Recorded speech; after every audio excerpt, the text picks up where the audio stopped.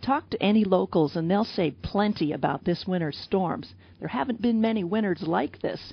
Big waves, heavy rains, and when it comes to a mystery shipwreck on Coos Bay's North Spit, folks who've played there for decades will tell you they've never seen one quite like this either. I've been coming out here since I was old enough to remember, about 6 years old, so I've never seen this up until this winter. It was Saturday. Jack Hammer was leading a caravan of people packed into 2 four-wheel drive pickup trucks and a Jeep.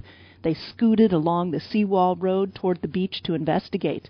The season's wind and waves have shifted a mountain of sand, uncovering the 35-foot-long bow of a wooden vessel.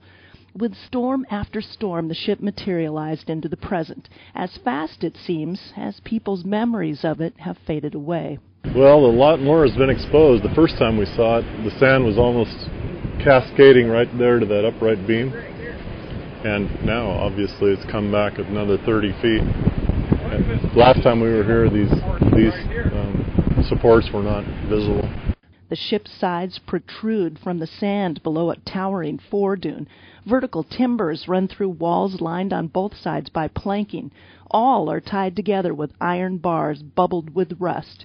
Square portals are cut through the sides. A massive scale.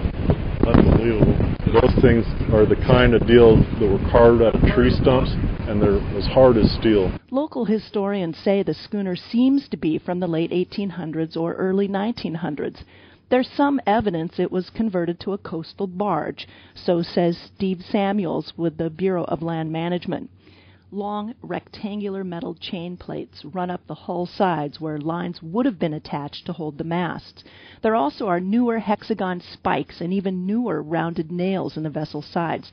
There might be a bilge pump, but the planking, it's grouted with a white leaded paste. That would probably date the vessel to the 19th century, says Callum Stevenson with the Oregon Department of Parks and Recreation.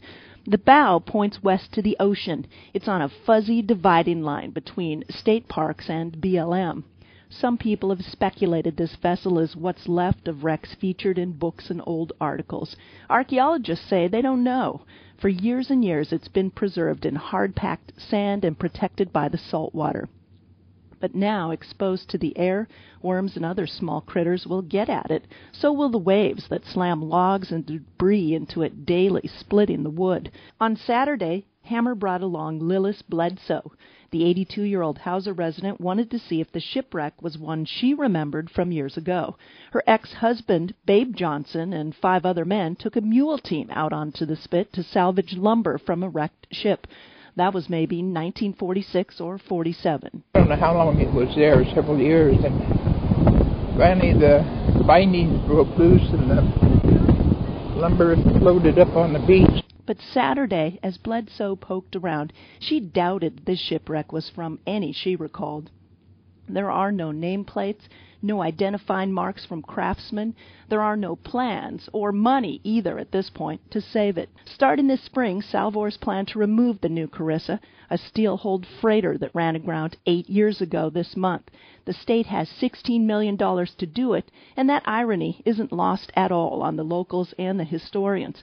They've been visiting this site day after day, trying to learn all they can about this mystery shipwreck before it too fades away.